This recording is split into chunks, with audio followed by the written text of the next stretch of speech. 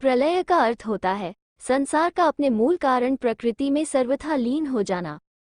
प्रकृति का ब्रह्म में लीन हो जाना ही प्रलय है। ये संपूर्ण ब्रह्मांड ही प्रकृति कही गई है। इसे ही शक्ति कहते हैं। हिंदू शास्त्रों में मूल रूप से प्रलय के 4 प्रकार बताए हैं। पहला, किसी भी धरती पर से जीवन का समाप्त हो जाना। दूसरा, धरती का नष्ट होकर भस्म हो जाना। तीसरा, सूर्य सहित ग्रह नक्षत्रों का नष्ट होकर भस्मीभूत हो जाना। और चौथा, भस्म का ब्रह्म में लीन हो जाना, अर्थात फिर भस्म भी न रहे, पुनः शून्यावस्था हो जाना। इस विनाश लीला को नित्य, आत्यंतिक, नैमित्तिक और प्राकृत प्रलय में बांटा गया है। जिसका जन्म है उसकी मृत्यु भी तय है, जिसका उदय होता है उसका अस्त होना भी तय है। यही सृष्टि चक्र है। इस संसार की रचना कैसे हुई और कैसे इसका संचालन हो रहा है और कैसे इसका विलय हो जाएगा, इस संबंध में पुराणों में विस्तार से उल्लेख मिलता है। पुराणों में सृष्टि उत्पत्ति, जीव उद्भव, उत्थान और प्रलय की बातों को सर्गों में विभाजित किया गया है। हालांकि पुराणों की इस धारणा को विस्तार से समझ पाना कठिन है।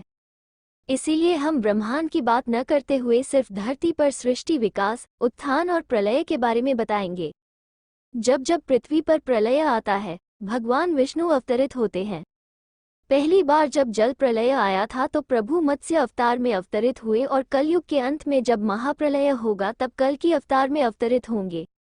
श्रीमद् भगवत के 12 स्कंध में कलयुग के धर्म के अंतर्गत श्री शुकदेव परीक्षित जी कहते हैं, ज्यों ज्यों घोर कलयुग आता जाएगा त्यों त्यों उत्तरोत्तर धर्म, सत्य, पवित्रता, क्षमा, दया, आयु, बल और स्मरण शक्ति का लोप होता जाएगा।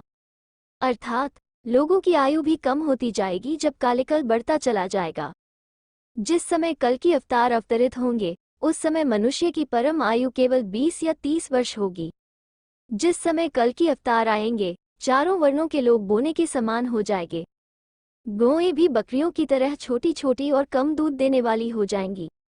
वर्षा नहीं हुआ करेगी, भयंकर तूफान चला करेंगे। कलयुग के अंत में भयंकर तूफान और भूकंप भी चला करेंगे।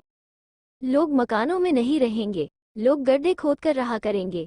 धरती का 3 हाथ अंश अर्थात लगभग 4.5 फुट नीचे तक धरती का उपजाऊ अंश नष्ट हो जाएगा। भूकंप आया करेंगे। कलयुग का अंत होते होते मनुष्यों का स्वभाव गधों जैसा हो जाएगा। लोग प्रायः गृहस्थी का भार ढोने वाले और विषयी हो जाएंगे। ऐसी स्थिति में धर्म की रक्षा करने के लिए सद्गुण स्वीकार करके स्वयं भगवान अवतार ग्रहण करेंगे। सूक्ष्म वेद अनुसार राजा हरिश्चंद्र जी जो वर्तमान में स्वर्ग के अंदर है, वो ही श्री विष्णु जी की आज्ञा से कल्कि नामक अवतार धारण करके आएंगे। वे विष्णुलोक में विराजमान हैं, जहां वे अपने पुण्यों का फल भोग रहे हैं। महाभारत में कलयुग के अंत में प्रलय होने का जिक्र है, लेकिन ये किसी जल प्रलय से नहीं बल्कि धरती पर लगातार बढ़ रही गर्मी से होगा।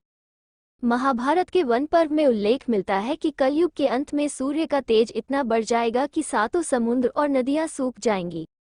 संवर्तक नाम की अग्नि धरती को पाताल तक भस्म कर देगी। वर्षा पूरी तरह बंद हो जाएगी, सब कुछ जल जाएगा।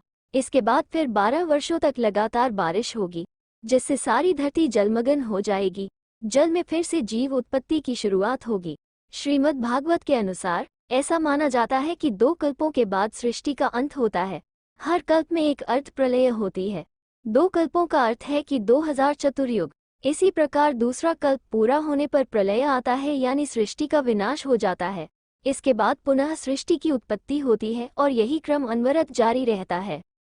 अगर आपको वीडियो पसंद आई तो एक लाइक जरूर करें और ऐसी ही रोचक वीडियोस के लिए चैनल को सब्सक्राइब करना ना भूलें।